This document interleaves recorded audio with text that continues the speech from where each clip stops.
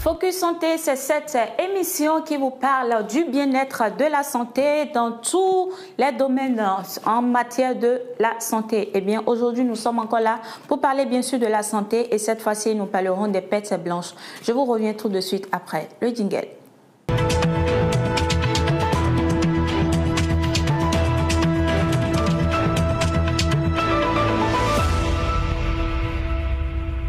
Mon invité n'est plus à présenter, c'est bien sûr le docteur Détonyon Corvi. Il est un habitué de nos locaux. Bonjour docteur. Bonjour. Merci à vous d'avoir effectué encore une fois le déplacement. C'est à moi le plaisir. Alors docteur, aujourd'hui nous avons décidé de parler des pets blanches. Les pets blanches, parfois on se pose la question de savoir est-ce que c'est bien, est-ce que c'est mauvais, qu'est-ce qu'il en est concrètement. Alors c'est de ça que nous allons parler aujourd'hui sur ce plateau. Alors docteur, quelles sont les pets blanches et à quoi servent-elles dans le corps exactement? Bon, les pets blanches, je dirais que pour donner une définition assez simple, c'est des pertes non sanglantes provenant de l'appareil génital femelle, à savoir l'endocole, le vagin, la vulve. Donc, ce sont pas c'est des pertes qu'on normalement ne doit pas confondre à autre chose. D'accord. Donc, et leur origine, c'est l'endocole, le vagin et les vestibules, c'est-à-dire la vulve. La vulve. Ouais. Bon, est-ce que c'est toutes les femmes qui ont les pets blanches ou bien c'est un certain nombre de femmes qui ont cela? Et les pets blanches, ça se retrouve à tous les âges. À tous les âges. À tous les âges. La petite fille. Dès qu'on commence par avoir les menstrues ou bien. Non, même avant. Même avant. La petite fille de 7 ans, de 3 ans, 4 ans, 7 ans peut avoir des pertes blanches. Et qu'est-ce qui explique cela? Oui, ce qui explique cela, c'est que au niveau du vagin, il y a des cellules épithéliales qui sécrètent aussi, qui emmagasinent les glucogènes, c'est-à-dire du sucre. C'est pour parler simplement. Ces cellules épithéliales accumulent donc de glucogène et il y a des bactéries qu'on appelle les bactéries de Dalléine et ces bactéries-là transforment ces glucogènes-là en acide lactique. Dans l'acide lactique, là, il y a le lait, non? Oui. Ça se transforme, si vous voulez, en lait. D'accord. Donc c'est pourquoi on retrouve à tous les âges, à savoir la petite fille, la femme en activité génitale et puis même la femme ménopausée. Et puis même la femme ménopausée. Vous venez de dire qu'on peut avoir les pets blanches à n'importe quel âge. Oui. Mais bon, selon ce que nous avons comme connaissance en tant que femme lambda comme ça, on se dit que c'est quand on commence par avoir le cycle menstruel que les pets blanches surviennent et sont fréquentes. En fait, vous avez raison, mais c'est que vous ne maîtrisez pas totalement de quoi il est question. Le processus. D'accord. Bon, bien sûr que lorsque la femme commence par avoir ses règles, les pets deviennent un peu plus abondantes. Pourquoi? Parce que à cet âge-là, la production de l'oestrogène est en augmentation, c'est-à-dire la production la sécrétion donc de ces pertes physiologiques, de ces pertes blanches physiologiques. Il faut bien préciser que c'est physiologique. Oui. Ils sont dépendants la production est dépendante de la sécrétion de l'oestrogène dans l'organisme de la femme. De la femme. Donc, alors que si la femme est en période génitale, c'est-à-dire sexuellement active, c'est-à-dire quand elle commence par avoir ses règles et qu'on sort, la production est beaucoup plus importante, c'est-à-dire la production de l'oestrogène. C'est pourquoi vous allez constater qu'à cet âge-là, la femme produit beaucoup plus de pertes. Et une femme qui ne produit pas de pertes n'est pas normale. Ah bon? Oui, la femme normale doit produire de pertes blanches. Alors, physiologiques. Physiologiques. Bien sûr. Tout en disant cela, moi je pose bien sûr la question de savoir quand est-ce qu'il faut reconnaître que nous avons des pertes normales. Oui. Les pertes normales se reconnaissent aussi simplement par le fait qu'il y a la couleur. Quelle couleur? La couleur, c'est blanche. La couleur blanche. Oui. Et ce n'est pas caillé beauté, c'est-à-dire ce n'est pas comme du lait. C'est-à-dire c'est pas caillé, c'est pas du lait caillé. C'est comme du lait, mais c'est pas du lait caillé. Pâteuse? Très bien. Si c'est pâteux, c'est pas bon. Ça dit que déjà c'est pathologique. Quand ça ressemble à du lait caillé, c'est déjà pathologique. Mais ça doit être blanche. Et ça n'a pas d'odeur. Non plus. Ça n'a pas d'odeur. Quand ça a d'odeur, ça veut dire que ce sont des pets anormales, c'est ça? Très bien, c'est des pets anormales. Ça dit c'est déjà pathologique. Ce n'est plus physiologique. Eh bien, puisque vous avez commencé par en parler, est-ce qu'il y a des signaux qui peuvent permettre à la femme d'identifier, de savoir qu'elle a des pets qui ne sont pas de bonne qualité? Bien sûr, c'est pourquoi je suis en train de vous parler d'abord de comment il faut différencier les pets physiologiques des pets pathologiques. D'accord. Donc, j'ai parlé de la couleur. Oui. J'ai parlé de la consistance. La consistance, c'est quoi? C'est que ce n'est pas caillé. Bien sûr. Et puis, ça n'a pas... c'est-à-dire, ça n'a pas d'effet sur la femme. Ça veut dire quoi? Ça n'a pas de signe fonctionnel sur la femme. À savoir les brûlures, d'accord? Et les prurites, c'est-à-dire que ça ne gratte pas, ça n'a pas d'odeur, et puis ça ne pue pas. D'accord. Vous voyez? Donc, et puis ça n'a pas la femme n'a pas de douleur, justement. La femme n'a pas de douleur au bas-ventre. Non plus, elle n'a pas de douleur lorsqu'elle fait les rapports sexuels. D'accord. Donc ça, c'est en ce qui concerne les pets physiologiques. D'accord. Donc ce sont des pets qu'il ne faut même pas traiter. C'est normal. C'est normal. Il faut être tranquille. Il faut être tranquille. La femme doit produire ça une fois. C'est tout à fait normal. On n'a pas à s'inquiéter pour ça. D'accord. Ça rassure. Maintenant, les pertes qui sont pathologiques, vous allez voir que on va passer de la même manière la couleur. La couleur, ce n'est pas la même chose. Soit c'est jaunâtre. Oui, jaunâtre. Allez-y. Ou bien c'est verdâtre. Ou bien c'est rosâtre. Jusqu'à ce point? Oui. Voilà les couleurs des pertes qui sont pathologiques. Et qu'est-ce qui peut être à la base de cela? Ça dépend du germe. Le germe en cause. Lorsque vous avez, par exemple, une perte qui est jaunâtre, oui, nous pensons directement à la gonococcie. La gonococcie? Bien sûr, la gonococcie. Donc, lorsque vous avez des pertes, par exemple, qui sont verdâtres, mousseuses, ça, on pense au trichomonase. Vous voyez? Donc, et puis, lorsque vous avez ces genres de pertes, l'odeur là, c'est pas la même chose. C'est comme du poisson pourri. Les pertes sont caillotées, c'est-à-dire c'est comme du lait caillé. Du lait caillé. Voilà. Donc, lorsque vous avez des pertes comme ça, il faut s'en inquiéter, il faut se dire que ça ne va pas. Et c'est souvent abondant. Et c'est pourquoi les femmes s'inquiètent et ça constitue la première cause même de consultation gynécologique. Donc voilà les quelques caractéristiques des pertes pathologiques que nous rencontrons. Est-ce que les mauvaises pertes blanches peuvent être à la base d'une infertilité chez la femme? Ah bien sûr, les pertes dont je viens de vous parler, à savoir les pertes pathologiques, mais les pertes physiologiques ne peuvent pas entraîner une infertilité, ce n'est pas possible. Maintenant, les pertes pathologiques, je donne un exemple. Une femme qui souffre par exemple de gonococcie, oui, il faut s'attendre à ce que, regardez, lorsque la patiente est atteinte par exemple de la gonococcie, qu'est-ce qui se passe? La gonococcie attaque surtout les trompes. C'est-à-dire que... Est-ce que vous pouvez nous montrer les trompes? Oui. Là? C'est ici. Il a déposé ses gonocoques ici. Okay. Ces gonocoques vont franchir cette barrière-là, évoluer jusqu'à commencer par... Entrer dans l'ovaire? Non, ici c'est les trompes. Oui, là ce sont les trompes. Ce sont les trompes. Oui. Et ça entraîne une lésion au niveau des trompes. Et parfois même, ça peut descendre jusque... C'est-à-dire si ça fait des pus, ça peut entraîner ce qu'on appelle pelvipéritonite, c'est-à-dire une péritonite, le pus dans le petit bassin. Et parfois même, ça peut évoluer jusqu'à donner une péritonite généralisée. D'accord. Maintenant, lorsque ils attaquent, les gonocoques attaquent les trompes, qu'est-ce que ça nous donne? Ça nous donne ce qu'on appelle, c'est-à-dire ça va entraîner à la femme une infertilité tubaire. C'est-à-dire que les trompes seront bouchées. Okay. Ça, c'est la cause. D'accord. La cause de l'infertilité. Donc, on prend encore les chlamydiens. Trachomatis, oui, c'est la même chose, c'est le même mécanisme. Ça remonte, ça attaque les trompes. Lorsque ça attaque les trompes, ça les altère et ces trompes-là ne seront plus des trompes normales. Donc, la conduite au niveau des trompes ne sera plus normale. Et donc, ce qui fait que il y aura ce qu'on appelle obstruction tubaire. C'est-à-dire les trompes-là sont obstruées, c'est-à-dire c'est bouché.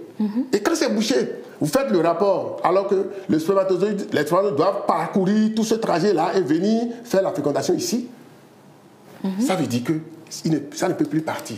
Ça s'arrête là où il y a la lésion au niveau de la trompe. Ah, d'accord. Et qu'est-ce qui se passe? l'œuf s'arrête là. Ou bien c'est le sens contraire. Le spermatozoïde ne peut pas partir. Ou bien il y a un petit espace qui a permis au spermatozoïde de passer. Et une fois arrivé là-bas, il fait la fécondation. Il faut que la trompe maintenant aspire l'œuf formé. Et ça doit reprendre le trajet jusqu'à venir s'implanter dans l'utérus. Dans l'utérus. Eh bien, si le petit pertu, le petit trou par lequel le spermatozoïde est passé pour aller féconder, ça ne permet pas à l'œuf de revenir. Ça s'arrête là. Ça s'arrête là. Ce qu'on appelle grossesse extra-utérine. Ça va se développer là et ça va créer ce qu'on appelle hémorragie cataclysmique. C'est quoi l'hémorragie? Hémorragie, ça dit que la trompe va rompre et la dame va saigner dans son ventre. Dans son ventre. Et elle peut perdre la vie. Si on ne la prend pas vite en charge, elle perd la vie. Ben, en quelque sorte, on peut comprendre à travers tout ce que vous êtes en train d'expliquer là que le fait d'avoir de mauvaise qualité de PET, ça peut entraîner un grand nombre de choses. En fait. Oui. Ça, la première des choses, la première complication que ça donne, c'est l'infertilité après. Ça dit l'infertilité tardive. Ça dit que c'est une complication tertiaire, quoi. Ça dit ça vient secondairement. Ça vient secondairement. Donc, ce n'est pas tout de suite, mais après. Alors, docteur, aujourd'hui, nous femmes de cette génération surtout, nous avons pris pour habitude d'utiliser des produits des produits d'hygiène intime, je dirais, soi-disant que nous sommes en train de bien faire la toilette intime. Et il y a plusieurs produits qui nous sont proposés, que ce soit sur le marché, que ce soit même dans les pharmacies. On va se procurer ces produits-là. Est-ce que c'est vraiment recommandé, puisqu'on dit que le vagin s'auto-nettoie? Évitez de prendre n'importe quoi pour faire la toilette. La toilette, pour faire la toilette intime, il faut reconnaître que le milieu vaginal, là, c'est un milieu acide. Acide, c'est-à-dire son pH, là, est compris entre 3,8 et 4,6. D'accord. Bon, lorsque vous menez une action pour déstabiliser ce milieu acide, ça dit si c'est beaucoup plus acide, c'est pas bon. Jusqu'à ce que peut-être ça devienne basique, ce n'est pas bon. Donc, l'équilibre doit se faire pour toujours être entre 3,8 et, je dirais, jusqu'à 5. Mais bon, on ne maîtrise pas comment est-ce qu'il faut contrôler tout cela. C'est pourquoi, dans la prise en charge, on donne des conseils aux femmes. Quels sont les conseils qu'on leur donne? Vous ne devrez pas utiliser les antiseptiques tout le temps. Non. Si le médecin vous l'indique, vous utilisez. C'est parce qu'il a vu quelque chose, il vous a indiqué. Sur une période donnée. Bien sûr, on ne dépasse. Je donne l'exemple, par exemple, du bicarbonate que nous conseillons généralement aux femmes. Ah bon? Oui, le bicarbonate, je vais vous dire comment ça se fait. De sodium, là? Le bicarbonate que vous utilisez pour nous faire gombo, là. Pour faire manger, là. C'est un médicament formidable. Je vous dis, c'est un médicament formidable. Parce que le bicarbonate, qu'est-ce que ça fait? Ça diminue ou pratiquement élimine les démangeaisons, les prurites. Ça les évite. Et même, c'est recommandé lorsque, par exemple, vous êtes une femme, vous avez des pertes prurigineuses ou vous grattez tout le temps. C'est recommandé, par exemple, de prendre une tasse de bicarbonate, d'avoir une grande bassine chez soi, de chauffer de l'eau. Après, vous mettez une bonne quantité dans la bassine, vous allez la faire tiédir et vous mettez une tasse de ce bicarbonate dedans, vous mélangez et vous vous asseyez dedans pendant 45 minutes. On s'assied dedans? Oui. Vous asseyez dedans pendant 45 minutes, ça va vraiment vous soulager. Et vous faites 2 fois par semaine. Pendant combien de temps? En fait, 2 fois, vous avez d'autres traitements adjuvants. Parce que vous êtes allé voir peut-être votre médecin, et puis vous a prescrit peut-être des ovules, des crèmes et tout ça. Mais c'est parce que vous voulez vous soulager de votre prurite, c'est-à-dire de votre démangeaison là, que vous faites cette procédure-là. On ne recommande pas plus de 2 fois par semaine. Est-ce que cette démangeaison a un rapport avec la flore? Bien sûr. Je vous ai dit, lorsqu'il y a déséquilibre au niveau donc du vagin, de la flore vaginale, qu'est-ce qui se passe? C'est que les bactéries, pardon, les bactéries de Dodélénie qui étaient dedans, qui essaient de s'approfiter, une bonne partie se transforment en microbes pathogènes. Et comme ça, vous allez... Et surtout, c'est les champignons, les mycoses. C'est les mycoses. Or, je vous dis, le milieu acide dont on parle là, ça n'élimine pas les mycoses. Ça élimine, ça dit que l'acidité vaginale élimine les autres microbes, mais pas les champions, c'est-à-dire les lévures, quoi. Et lorsque ça n'élimine pas, ça veut dire quoi? C'est ces champions-là qui donnent cette démangeaison. C'est eux qui donnent cette démangeaison. La femme gratte. On dit mycose, c'est ça. C'est eux qui donnent. Or, pour pouvoir lutter contre eux, c'est les moyens dont nous disposons ça. On demande à la femme, par exemple, de faire le bain, comme je viens de le dire. Si c'est trop, elle fait 2 fois par semaine. Elle utilisera le bicarbonate, là, 2 cuillerées à soupe. La cuillère que nous utilisons pour manger le gari. Elle prend 2 cuillères dans 1 litre d'eau chauffée et tiédie. Et une préparation, vous préparez une seule fois, vous utilisez une seule fois, vous versez. Le lendemain, vous recommencez. Vous faites 5 ou plus 7 jours, vous faites la toilette avec ça, quoi. C'est beaucoup mieux que d'aller chercher les produits que nous achetons à la pharmacie. Non. Parce qu'il a été démontré que le bicarbonate ne déstabilise pas le milieu vaginal. Ah bon? Ah oui, ça ne déstabilise pas. Mais là, je suis en train d'apprendre par rapport à ce thème, les pètes blanches, que comprendre. Moi-même, en tant qu'animatrice sur ce plateau, j'apprends énormément de choses là. Donc, dites-vous aussi qu'on ne traite pas une perte qui n'est pas pathologique. Je vous ai dit. La seule chose que nous conseillons aux femmes, lorsque elles se disent, bon, les pètes là sont très abondantes, ça tache le linge, mais bon, si ça n'a pas d'autres signes associés, on lui dit, allez-y, faites seulement la toilette. Vous n'avez plus rien à faire avec le bicarbonate. Vous n'avez rien à craindre. Non, vous n'avez rien à craindre. Alors, lorsque une femme se dirige vers voir l'hôpital, et c'est-à-dire qu'elle se retrouve dans un doute, qu'elle souffre de pète anormale et autres, comment est-ce que vous arrivez à poser le diagnostic? Tout à l'heure, dans la description, qu'est-ce que j'ai dit? Vous l'interrogez.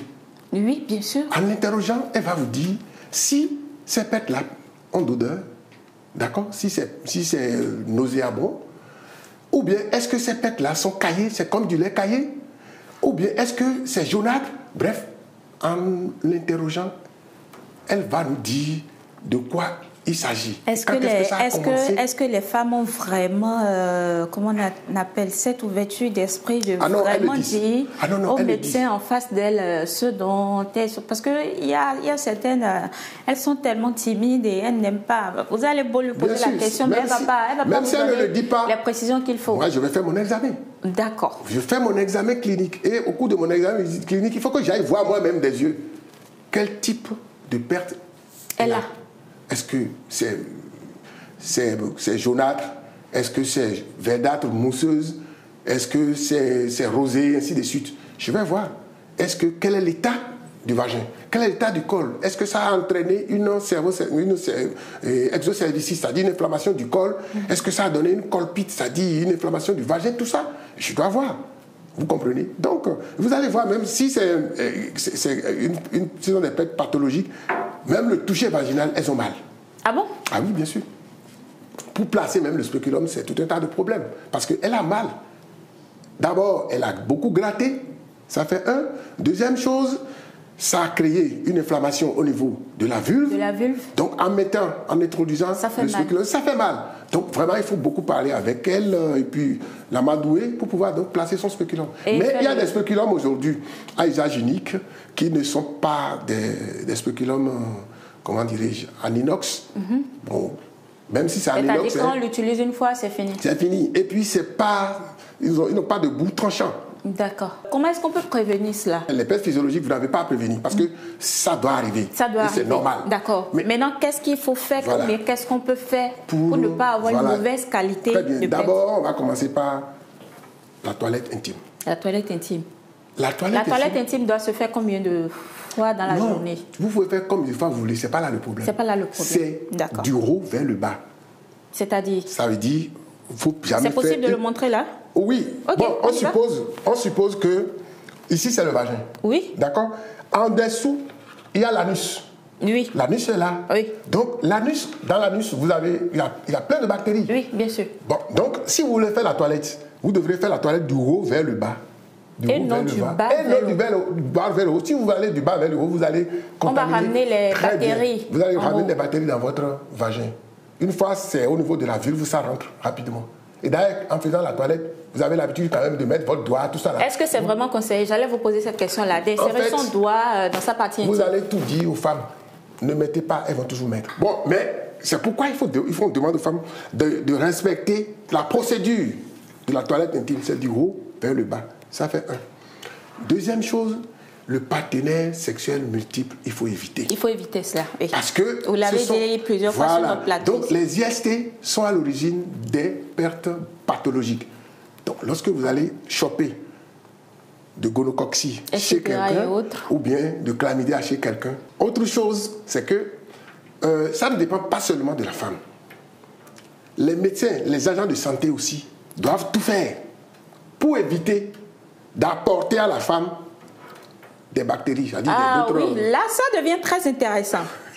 Ah oui, il faut aussi sensibiliser ces gens-là. Oh oui, il faut respecter le principe de l'asepsie. Vous voulez mettre par exemple, on veut vous placer un stérilet. Oui. Il faut d'abord se rassurer que le spéculum qu'on veut placer là, que ça c'est stérile. Oui. D'accord? Oui, c'est très important. Que nous allons utiliser les antiseptiques comme la bétadine et consorts pour badigeonner. Oui. Et que les compresses que nous aurons à utiliser sont des compresses stériles.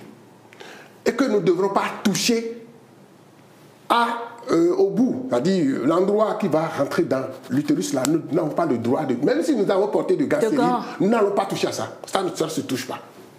Parce que, vous voyez, vous voulez placer le stérilet. Oui. Vous devrez donc aseptiser donc le milieu, badigeonner ici, ne pas toucher au bout qui va rentrer dans, puisque c'est un dispositif. Qui va rentrer dans la partie intime de la femme. On ne touche pas à ce dispositif-là. Oui, bien sûr. Même si vous portez des gants stériles. Oui. Vous introduisez dedans et il vient se placer simplement. Il vient se placer là et vous faites les choses. C'est-à-dire que vous faites des choses de façon... En général, la propreté. La propreté. Donc, ou bien vous le faites par exemple c'est-à-dire une aspiration. Vous devrez être sûr que vous avez tout stérile. C'est très important. Donc, en ce sens, les agents de santé peuvent apporter des germes à la femme. D'accord. Sans le savoir.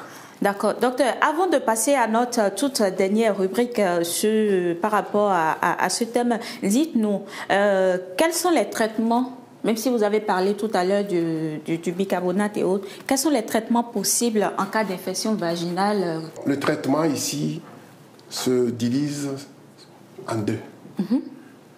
Vous ne pouvez, une femme ne peut pas venir. Bon, ça dépend aussi du germe. Hein. Oui, bien sûr. Si une femme vient et vous se plaît seulement de pertes prurigineuses, avec des démangeaisons et consorts, vous n'allez pas commencer par lui prescrire des comprimés en pagaille. Non. Il y a ce qu'on appelle le traitement local d'abord. Le traitement local, ça veut dire quoi? Vous vous contentez des crèmes et des ovules. Des crèmes? Des crèmes et ovules. Et d'accord. Maintenant, ça dépendra de ce que nous soupçonnons. Si c'est les mycoses, les champignons que nous soupçonnons, il y a des médicaments antifongiques que nous utilisons. Par exemple, nystatine et autres que nous utilisons. Il y a des crèmes. Si ça gratte. Des crèmes. Oui, nous n'allons pas les citer sur ce plateau, mais il y a quand même assez de crèmes, produits, de molécules que nous utilisons. Maintenant, lorsque nous faisons ce traitement local, c'est-à-dire localisé, je dirais, et que ça ne marche pas, ça veut dire que la femme... Et attention, il y a ce qu'on appelle les conseils d'hygiène qui ont la même valeur que le traitement médicamenteux. Donc, vous devrez d'abord même commencer par les conseils.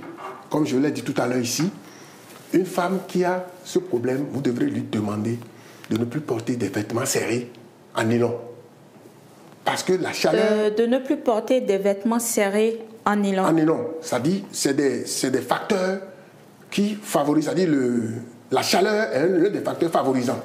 Ça fait un. Deuxième chose... C'est préférable de porter du coton, c'est ça? C'est rien que du coton. Vous devrez porter... Vos slips doivent être seulement des slips en coton. Les dessous de la femme doivent être rien que du coton. Rien que du coton. Maintenant, lorsque vous revenez à la maison, si vous n'êtes pas en période, on demande à la femme de se faire coudre des shorts larges en coton et elle se met dans ces shorts larges sans slip. Okay. Ou bien carrément, elle s'enroule de son paille. Elle se balade dans la maison avec ça. D'accord. Ça fait une deuxième chose, la femme ne doit plus se laver avec les savons parfumés. Le savon, c'est-à-dire, ça irrite. Si vous utilisez des savons parfumés ou bien le parfum, vous allez encore aggraver l'irritation que vous avez. Donc, il faut utiliser les savons acides ou les savons neutres, comme Palmida. Ici, nous avons le Palmida. Oui. Nous avons les savons comme, comment vous appelez, Chat, savon de Marseille. Et pendant que vous êtes en train de faire votre traitement, abstinence. Et si le monsieur exige, il n'a qu'à porter du préservatif. Le traitement dure environ 1 à 2 semaines maximum. 1 à 2 semaines maximum, c'est pas tuant. C'est pas du tout tuant.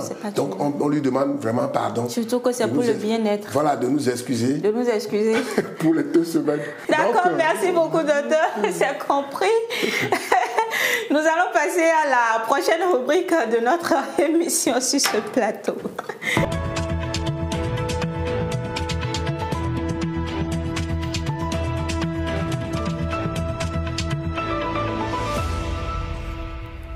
Il s'agit bien sûr des conseils. Docteur, quels sont les conseils que vous pouvez donner à nos téléspectateurs, surtout aux femmes qui nous suivent et qui vont suivre peut-être après même à la rediffusion de cette émission sur les pertes blanches, que comprendre concrètement. Alors, quels sont les conseils que vous pouvez nous donner? Bon, les conseils sont de 2 ordres. Allez-y, c'est plus. Premier ordre, c'est que ne paniquez pas lorsque vous avez des pertes qui ne vous brûlent pas. C'est tout à fait normal. C'est des pertes physiologiques et vous devrez les avoir. D'accord. Rassurez vos messieurs. Parce que qu'est-ce que les messieurs disent? Il suffit seulement que le monsieur pénètre, retire et retrouve que son zizi là a des trucs blancs sur le zizi et il s'enflamme. Dites-le que non, que c'est normal, que c'est physiologique. Une femme qui ne produit pas ça, puisque d'abord même les pertes là, vous savez quel est le rôle que ça joue? Non, dites-nous. La lubrification, le premier rôle. Ah bon? Les pertes physiologiques, bien sûr. Oui. La lubrification. Deuxième, la protection de la femme. La protection. Et si on prend par exemple la glaie cervicale. Oui. La glaie cervicale, ça fait partie des pertes physiologiques. Oui. Et cette glaie, vous allez voir, entre le 12e, 13e, 14e jour, ces glaies-là sont beaucoup plus abondantes et ça peut même remonter jusqu'à la vulve. Et son rôle là, c'est dans la reproduction. Les spermatozoïdes là, c'est comme une échelle pour eux. Ils passent par cette glaie-là, pour rentrer dans l'utérus. Donc, il faut expliquer aux hommes que c'est normal que vous avez ces genres de pertes physiologiques. Ça, c'est la première des choses. La deuxième chose, pour éviter d'avoir les pertes pathologiques, la première des choses à éviter, c'est de tout faire pour éviter le multipartenariat. Vous allez éviter les IST. On va demander à nos papas, à nos maris, à nos fofos, vraiment de rester un peu, disons-nous, tranquilles. Tranquille. Voilà. Maintenant, si ils ne peuvent pas rester tranquilles, s'ils sortent là, ils n'ont qu'à mettre le préservatif. C'est fini, le docteur a tout dit. Merci beaucoup, docteur. Merci d'avoir accepté de nous tenir compagnie sur ce plateau. Nous avons parlé des pertes blanches, que comprendre, et vous êtes allé vraiment en profondeur pour nous donner les explications. Alors, chères femmes, chères dames, chers messieurs, sachez que c'est tout à fait normal qu'une femme ait les pertes. Il faut juste s'en inquiéter lorsque ça devient jaunâtre, verdâtre, rosâtre, ou même lorsque ça commence pas à donner des odeurs nauséabondes. Merci de nous avoir suivis et à la prochaine pour un autre thème. Et là, voilà.